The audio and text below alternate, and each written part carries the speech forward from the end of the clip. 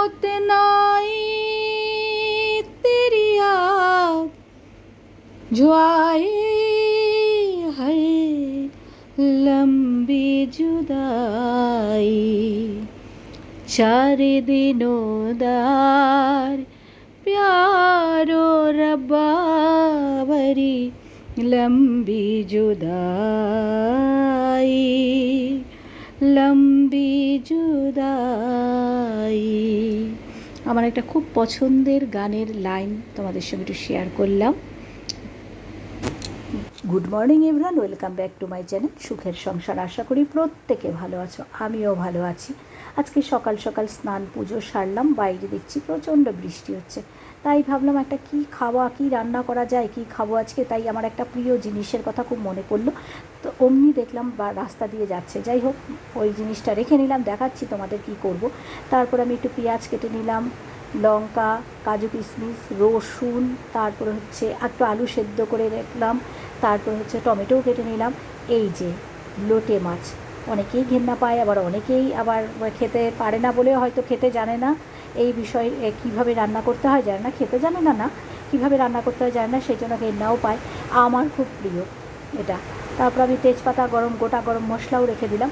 এবার আমি মিক্সিতে একটু পোস্ত নিলাম, পোস্ত নিয়ে ওটাকে পেস্ট করে রাখলাম। এদিকে মাছগুলোকে আমি একটু কর্নফ্লাওয়ার, একটু কাশ্মীরি গুঁড়ো লঙ্কা আর একটু নুন দিয়ে ওটাকে মেখে রেখেছি। এবার মিক্সি বলে আমি পেঁয়াজ, রসুন, টমেটো, কাজু কিশমিশ, তারপরে এগুলো দিয়ে সব লঙ্কা এগুলো দিয়ে একদম সুন্দর করে পেস্ট করে নিয়েছি।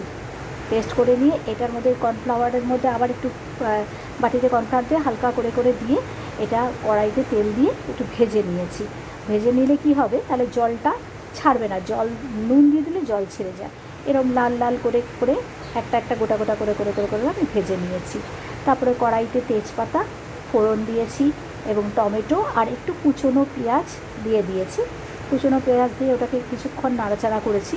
নাড়াচাড়া করার পর যেই দেখলাম টমেটো বা এটা হয়ে গেল, তখন ওই পেস্টটা, পেঁয়াজের পেস্ট, আদা রসুন কাজু কিশমিশ একটু পেস্টটা দিয়ে খুব ভালো করে কষাতে হবে। একদম নুন মিষ্টি সব দিয়ে সামান্য একটু জলও দিয়ে খুব ভালো করে কষিয়ে নিয়েছি।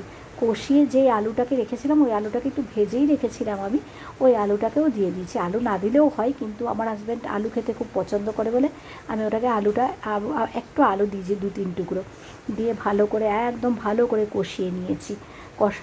কষাতে যেই তেল বেরিয়ে যাবে, তারপরে কি করব, জল দেবো না। গ্রেভিটার জন্য, একটু গ্রেভি না হলে ভালো লাগবে না, তাই জন্য একটু দুধ দিয়ে দিয়েছি আমি।